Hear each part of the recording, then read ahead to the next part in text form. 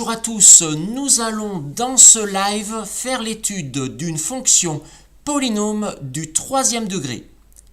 Écoutez bien les explications, car à la fin de ce live, un exercice vous sera posé. Commençons sans plus attendre l'étude. Donc nous avons une fonction f de x est égale à x cube sur 3 moins x carré sur 2 moins 2x plus 4. Cette fonction est définie sur l'intervalle i, donc x compris entre moins 3 et 3.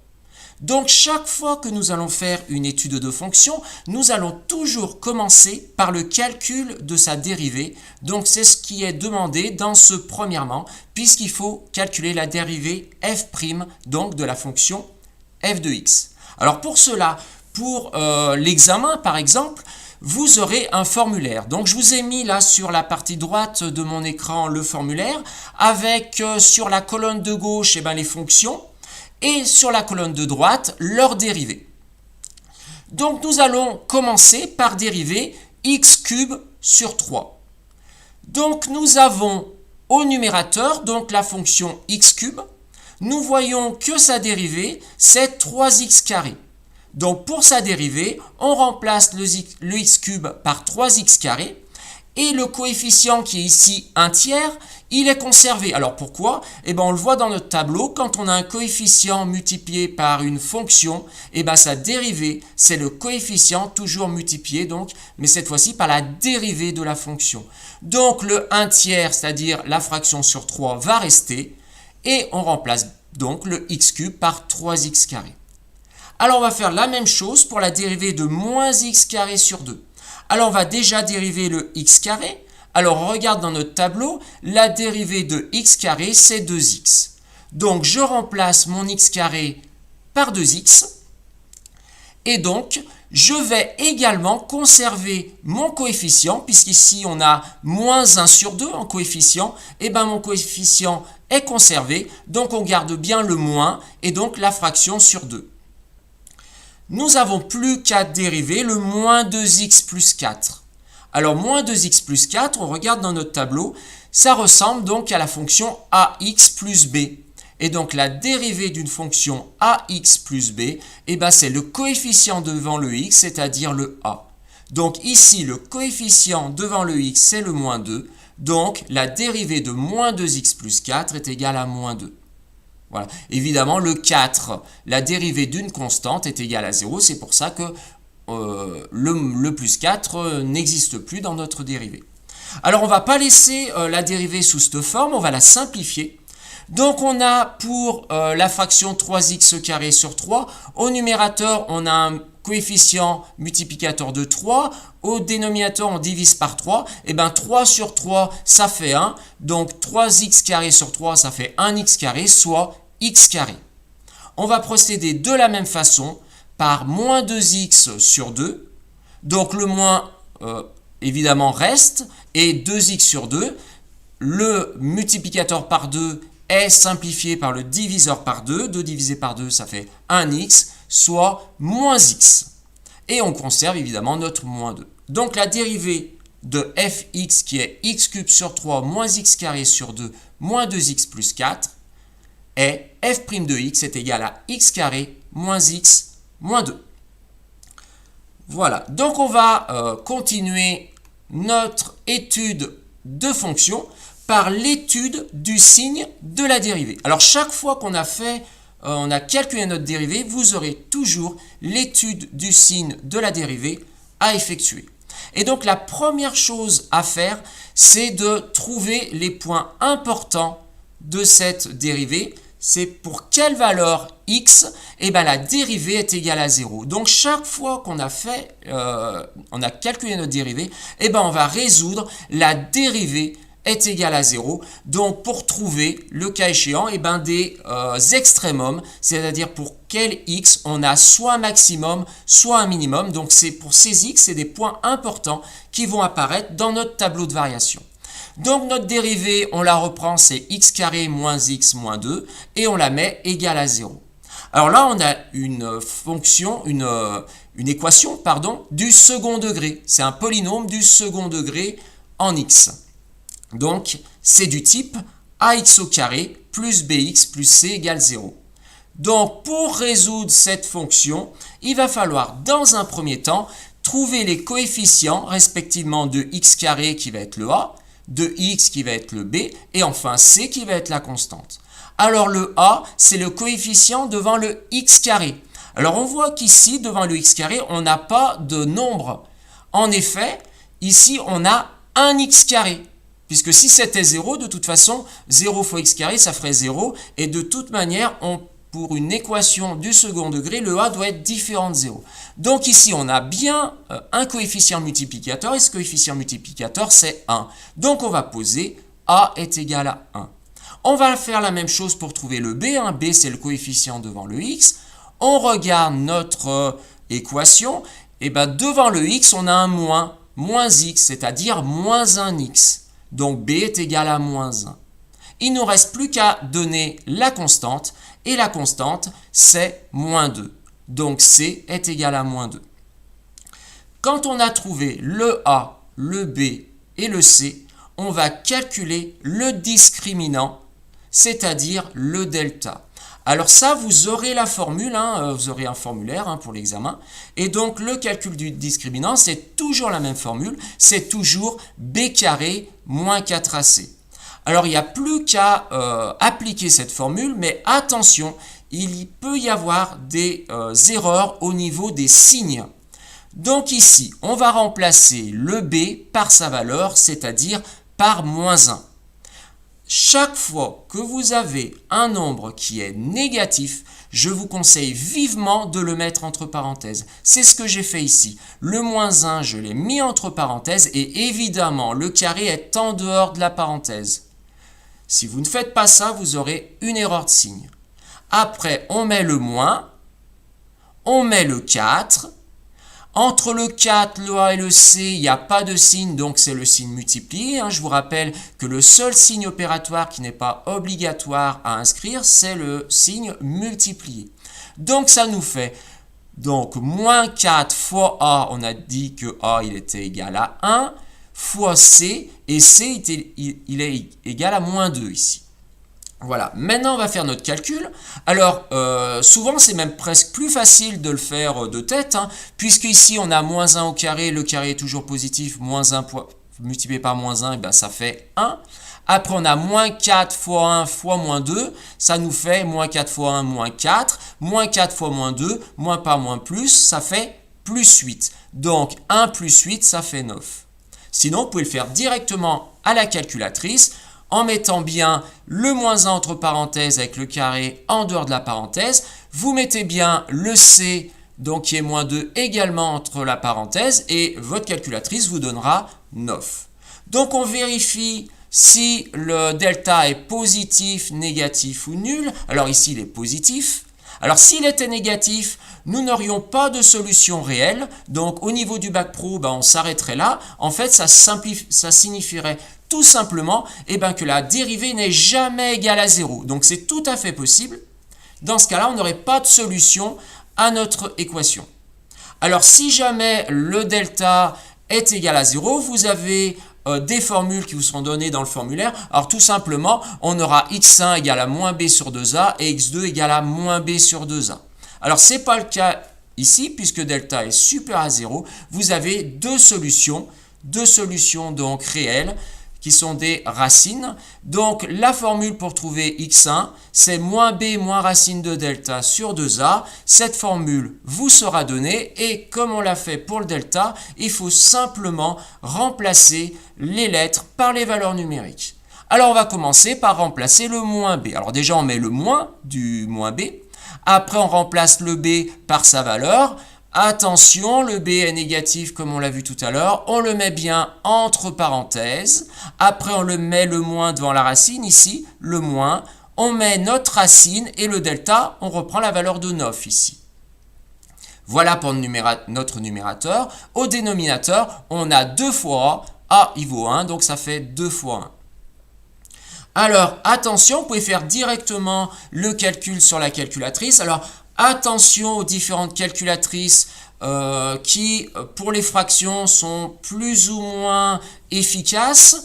Si jamais votre calculatrice ne comporte pas donc les fractions, faites bien attention et vous allez mettre votre parenthèse au début de votre numérateur, c'est-à-dire une parenthèse supplémentaire devant votre moins et une parenthèse supplémentaire derrière votre racine de 9. Après, vous ferez diviser et pareil, vous divisez, on ouvre la parenthèse, 2 fois 1, je ferme la parenthèse. Ou si vous voulez éviter au dénominateur de mettre la parenthèse, vous divisez directement par 2, ce qui est plus simple. Mais de le faire en calcul mental, c'est même, il y a moins de risque d'erreur. Donc c'est ce que je vais faire ici. Moins 1, moins par moins, ça fait plus, donc il reste 1. Racine de 9, ça fait 3, donc ça fait 1 moins 3 divisé par 2. 1 moins 3, ça fait moins 2. Moins 2 divisé par 2, c'est égal à moins 1. Voilà notre première solution. On va procéder de la même façon pour trouver notre deuxième solution. Cette fois-ci, on a quasiment la même formule, sauf que x2 est égal à moins b plus racine de delta sur 2a. C'est-à-dire que le moins, il a simplement été remplacé par un plus. Donc pour le moins b, on fait pareil. On met bien notre moins. On ouvre la parenthèse puisque le b est négatif, il fait moins 1. Je ferme la parenthèse. Je mets plus ma racine de 9 divisé par 2 fois a, c'est-à-dire 2 fois 1. Donc, moins 1, ça fait 1. 1 plus racine de 9 qui fait 3. Donc, ça fait 1 plus 3, ça fait 4. 4 divisé par 2, ça fait 2. Faites bien attention si vous le faites directement à la calculatrice, en mettant bien vos parenthèses, comme je l'ai expliqué pour x1. Alors, l'avantage, c'est que l'on peut se vérifier. Donc, si je trace la fonction x carré moins x moins 2, donc ça c'est une parabole, je la trace sur ma calculatrice et ça me donne bien une parabole avec un type, elle est ouverte sur la partie positive, c'est-à-dire que ça ressemble un peu à un smiley, c'est logique, puisque le coefficient devant le x au carré il est positif. Donc, je vous dis, quand on est, par exemple, chez le banquier, qu'on a nos comptes qui sont dans le positif, on a un beau smiley de notre banquier. Voilà. Bon, ici, ce qu'on cherchait à trouver dans cette dérivée égale 0, c'est-à-dire quand est-ce que la dérivée était égale à 0. Alors, par le calcul, on a trouvé x1 égale à moins 1 et x2 égale 2. Et en effet, regardons sur notre représentation graphique de notre fonction x carré moins x moins 2, pour x est égal à moins 1 et pour x est égal à 2, nous avons bien la dérivée qui est égale à 0. Voilà, donc là on a un avantage, c'est qu'on peut se vérifier. Et évidemment, on peut également se vérifier à l'aide des différents programmes de la calculatrice qui vous sont proposés. Voilà. Alors, on va poursuivre, parce que pour l'instant, on a juste trouvé les valeurs de x pour lesquelles la dérivée est égale à 0. Et donc, pour le tracé de fonction, alors je vais vous donner des infos supplémentaires quand même. Donc, la fonction x carré moins x moins 2, là, que j'ai tracée. Alors, la fenêtre très importante pour le x min, donc on prend les bornes de notre intervalle d'étude, puisqu'ici notre intervalle i, il allait de moins 3 à 3. Donc notre x min de la calculatrice pour notre fenêtre, c'est moins 3. Le x max, c'est 3. Mais pour étudier le signe de la dérivée, c'est important d'avoir la partie qui est juste au-dessus et juste en dessous de l'axe des abscisses. C'est-à-dire pour savoir si notre dérivée est positive ou négative. Donc, au niveau des y min et des y max, on va prendre des valeurs génériques, c'est-à-dire par exemple un y min qui est égal à moins 10 et un y max qui est égal à 10, pour vraiment avoir la partie qui se situe autour de l'axe des abscisses. Donc, là, c'est très important de la tracer sur la calculatrice parce qu'on va faire notre étude de signe de la dérivée dans notre tableau de variation. Donc, sur la partie des x de notre tableau de variation, doit apparaître nos bornes extrêmes de notre domaine de travail, c'est-à-dire moins 3, 3. Donc, on met notre moins 3 en x min, En x max, on met notre 3. On va faire apparaître les deux solutions de x pour que la dérivée soit égale à 0. Donc, on a trouvé par le calcul et également à l'aide du graphique, moins 1 et 2. Donc, pour moins 1 et 2, la dérivée est égale à 0. Donc, dans la ligne signe de la dérivée, nous mettons des 0 pour x égale à moins 1 et pour x égale à 2. Alors maintenant, on veut savoir si la dérivée est positive ou négative entre moins 3 et moins 1. C'est-à-dire avant moins 1. Vous regardez sur votre graphique. Entre moins 3 ici et moins 1, vous voyez que notre représentation graphique est au-dessus de 0. Ça représenterait, on pourrait dire par exemple, une courbe de température. Ici, vous voyez qu'avant moins 1, notre courbe de température, elle est positive. Donc, c'est pour ça que j'ai mis un plus. Entre moins 1 et 2, vous voyez, donc à moins 1, on était pile à 0. Et entre moins 1 et 2, on a notre dérivée qui est négative, qui est en dessous de l'axe des abscisses. Donc, je vais mettre un moins. Et donc, évidemment, à 2, la dérivée égale 0. Et au-delà de 2 à 3, vous voyez qu'elle est positive. Donc, je mets un plus. Alors, il y a aussi une petite astuce. À l'extérieur donc des racines, à l'extérieur de moins 1 et 2, c'est-à-dire avant le moins 1 et après le 2, le signe de la dérivée est toujours du signe de a. Ici, regardez, x au carré, il est positif, puisque a, il vaut 1. Donc, le signe de notre x carré, il est positif. Donc, à l'extérieur des racines, c'est-à-dire avant le moins 1 et après le plus 2, vous avez donc le signe de la dérivée, du coefficient de x au carré, c'est-à-dire il est positif. Donc, vous mettez des plus. Il y a alternance dans un polynôme du troisième degré entre les signes. Donc, si j'ai plus ici, après, je vais avoir un moins. Nouvelle alternance et je vais avoir un plus ici. Alors voilà pour notre deuxième ligne de notre tableau de variation. Et nous allons, à l'aide de cette deuxième ligne, compléter la ligne f de x. Donc là, on va vouloir savoir si notre fonction est croissante ou décroissante. Donc, vu que nous avons un plus entre moins 3 et moins 1, notre fonction est croissante. Nous avons un moins entre moins 1 et 2 pour les x, donc notre fonction est décroissante. Et enfin, entre 2 et 3, j'ai un plus sur le signe de la dérivée, donc la fonction est croissante. Donc ça, c'est systématique. Quand votre dérivée est positive, vous avez toujours votre fonction qui est croissante, c'est le cas ici et ici. Quand votre dérivée est négative, vous avez toujours une fonction qui est décroissante.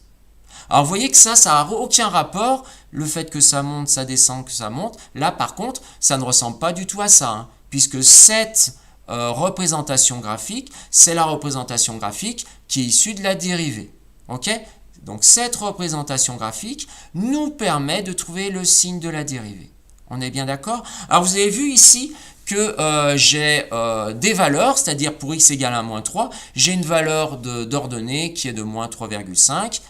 Pour x égale moins 1, 5,2 et ainsi de suite. Alors pour avoir complété ça, en fait, je vais remonter mon cours et j'ai été obligé de faire un tableau de valeurs. Voilà, un tableau de valeurs. Donc mes x importants, c'était x égale à moins 3. X égale à moins 1, x égale à 0, x égale 2 et x égale 3. Alors, ici, je vais vous faire donc une explication en utilisant les calculs, mais vous pouvez également le faire à l'aide de la calculatrice qui a une fonction tableau, suivant votre modèle de calculatrice. Donc, vous pouvez le faire directement avec votre calculatrice. Pour cela, vous devez rentrer la fonction f de x sur la calculatrice. Donc, la plupart du temps, sur vos modèles de calculatrice, ils appellent ça y1. Donc, dans y1, vous devez compléter votre fonction. Donc vous devez mettre x cube. Alors faites très attention pour les puissances, hein. Vous savez tous que pour faire une puissance, la plupart des calculatrices utilisent la touche qui représente un chapeau. Voilà, un petit chapeau qui représente les puissances. Donc on tape x puissance 3, on fait diviser par 3, hein, vous utilisez diviser par 3, vous faites après bien moins. Après, vous mettez votre x, hein, suivant les modèles, hein, je crois que chez Casio, c'est alpha plus. Après, vous mettez votre carré divisé par 2, moins 2 fois le x, hein, alpha plus 4. Voilà, donc vous devez sur la calculatrice rentrer ça en y1. Et après, vous allez dans votre tableau et vous allez compléter les valeurs de x. Donc, moins 3, moins 1, 0, 2, 3. Et il va vous donner, donc la calculatrice va vous donner directement donc, les ordonnées qui correspondent. Okay. Alors moi je peux le faire par le calcul, hein. J'ai fait deux exemples. Par exemple, comment faire pour trouver l'ordonnée quand x vaut moins 3. Quand x vaut moins 3, je remplace dans ma formule f de x, hein, puisqu'ici vous voyez qu'on est dans un tableau dans la ligne f de x. Donc je remplace tous les x par moins 3. Donc le x ici je le remplace par moins 3, c'est négatif, je le mets bien entre parenthèses. Donc moins 3 au cube sur 3, moins, je remplace le x par moins 3, il est négatif, je le mets entre parenthèses, donc moins 3 au carré sur 2, moins 2 fois moins 3, toujours entre parenthèses puisqu'il est négatif, plus 4. Voilà, on fait ce calcul et on obtient moins 3,5. Voilà, donc ça confirme ce qui est marqué ici. Alors on va refaire un deuxième. Alors très souvent les calculs avec x qui vaut 0 sont très faciles à réaliser. Donc on va remplacer les x cette fois-ci, donc celui-là évidemment, celui-là, celui-là et celui-là par 0. C'est ce que j'ai fait ici dans cette ligne. Et là regardez, on va le faire de tête, hein. 0 à la puissance 3, ça fait 0. 0 divisé par 3, ça fait 0. Moins 0 au carré divisé par 2, ça fait 0. Donc ça fait 0 moins 0. On a encore moins 2 fois 0 qui fait 0. Donc il ne nous reste que plus 4. Donc voilà, là, en fait, l'ordonnée quand x vaut 0 est 4. Donc je vais revenir quand même sur ce que j'ai vu au-dessus. Et regardez, nos valeurs, elles apparaissent ici. Donc on vient de calculer pour x égale à moins 3, on a trouvé moins 3,5. Pour x égale à moins 1, on avait 5,2. Pour x est égal à 2, on a 0,7. Et pour x égale à 3, on a 2,5. Donc ça, c'est des valeurs qu'on a calculées dans notre tableau. Et on vérifie quand même si c'est logique. Regardez, c'est comme une courbe de température, je vous ai dit. Donc ici, regardez, on part de moins 3,5, on monte bien jusqu'à 5,2. On descend jusqu'à 0,7 pour remonter à 2,3 ou 2,5, 2,5 pardon. Voilà. Donc ça, ces valeurs, on les a ici. Hein. Donc pour x égale moins 3, on avait moins 3,5. Pour x égale moins 1, 5,2. Pour x égale 2, on était descendu à 0,7. Et pour x égale 3, on était monté à 2,5. Voilà. Donc évidemment, pour ceux qui ne peuvent pas regarder le live en direct, évidemment, il est en rediffusion. Hein. La seule différence, évidemment, c'est que vous n'avez pas accès au chat. Hein. Voilà, je regarde un petit peu ce qu'il y a des questions. Bon, a priori, il n'y a pas de questions, donc on va pouvoir continuer. Et donc, quand on vient de faire notre tableau de valeurs et notre tableau de variation, on va faire notre représentation graphique. Voilà. Donc, notre représentation graphique, alors là, je suis vraiment pas très précis. Donc, il va falloir que j'améliore ma représentation graphique.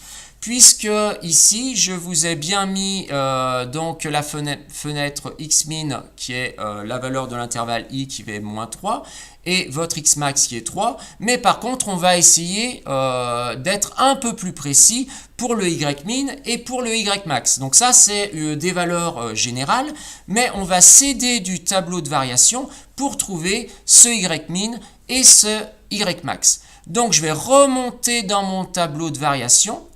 Et je vais voir quelle est la plus petite valeur de y. Donc regardez ici, j'ai moins 3,5 qui est inférieur à 5,2, qui est inférieur à 0,7, qui est inférieur à 2,5. Donc ma valeur minimale, c'est moins 3,5. Donc je vais remplacer, pour être vraiment précis, mon ymin par moins 3,5. Voilà. Je vais faire pareil pour mon Y max. Donc, je vais retourner dans mon tableau de variation et on voit que la valeur la plus haute dans mon tableau de variation, c'est 5,2, puisqu'ici, on remonte qu'à 2,5. Donc, je vais être un peu plus précis et je vais mettre, donc, je vous ai dit, pardon, 5, oh là là, j'ai perdu la valeur, c'est 5,2, oui. Donc ici, je vais mettre 5,2. Donc, ces différentes grandeurs, vous allez les mettre sur votre calculatrice, hein, puisque votre représentation graphique, vous le faites à l'aide de votre calculatrice. Donc, on a déjà... alors, attention, oui, on a juste avant mis sur la calculatrice pour Y1 la valeur, la dérivée, la formule de la dérivée. Alors là, vous devez enlever, donc supprimer dans Y1 la valeur de la dérivée et vous allez prendre donc la formule de notre polynôme du troisième degré. C'est-à-dire pour Y1, vous allez prendre cette expression. Donc vous allez taper donc x cube sur 3. Donc de toute façon, on vient de le faire sur le tableau, donc excusez-moi, il n'est pas nécessaire de le refaire puisqu'on vient de le faire sur notre tableau. Donc on avait déjà supprimé la fonction dérivée. Donc vous mettez bien en y1 la fonction donc polynôme qui est en x cube. Ok. Et donc vous allez faire draw, hein, dessiner, et vous allez changer votre fenêtre et vous mettez bien les valeurs x min moins 3, x max plus 3, y min moins 3,5 et y max 5,2. Voilà. Et donc vous allez obtenir ce polynôme du troisième degré, donc qui fait une figure qui est tout à fait sympa, avec donc une première partie qui est croissante, une deuxième partie qui est décroissante, et enfin une troisième partie qui est à nouveau croissante, comme on a pu le voir dans notre tableau de variation. Donc ça confirme bien ce qu'on a vu sur notre tableau de variation. Voilà. Alors pour cet exercice à effectuer, vous allez étudier la fonction qui est également une fonction polynôme du troisième degré, donc qui est h de x est égal à moins 2x cube sur 3 plus x carré plus 12x plus 4. Elle est définie cette fois-ci, attention, sur l'intervalle moins 4, 4. Hein, j'ai changé l'intervalle de travail d'étude. Donc comme j'ai pu vous l'expliquer en début de ce live, on va commencer par calculer la dérivée. Donc vous vous aiderez du tableau des dérivées que j'ai pu vous donner. Vous ferez l'étude du signe de la dérivée en résolvant donc... en cherchant la dérivée de h de x, voilà, est égal à 0, c'est-à-dire h' de x est égal à 0, pour avoir nos différents extraits. Donc le tableau de variation, alors avec les x, alors attention, vous ferez bien apparaître toutes les valeurs importantes. Alors pour vous aider, hein, je vous ai dit, il faut tracer sur votre calculatrice votre fonction dérivée. Voilà, le tracé de votre fonction dérivée qui va vous aider à trouver donc le signe de la dérivée. Après, vous mettrez donc vos différentes variations de h de x avec les parties croissantes et décroissantes. Vous n'oubliez pas de me compléter un tableau de valeurs. Voilà, le tableau de valeurs avec des valeurs importantes. Hein, je vous ai mis un certain nombre de valeurs importantes, donc je vous demanderai de faire ce tableau de valeurs. De me trouver donc en fonction du tableau de variation la fenêtre optimale, donc x min, x max, y min et y max. Et donc vous devrez me faire le tracé. Vous n'oubliez pas de m'envoyer donc votre devoir à l'adresse frédéric.denuzière@efma.fr, donc que je vous ai mis ici. Donc vous m'envoyez les différents tableaux et évidemment donc prise de photo de la représentation graphique que vous avez sur votre calculatrice. Voilà, bon, à présent, notre live est terminé. Vous allez pouvoir commencer donc à faire cet exercice. Merci à tous pour votre attention. N'hésitez pas à liker et à vous abonner. À bientôt.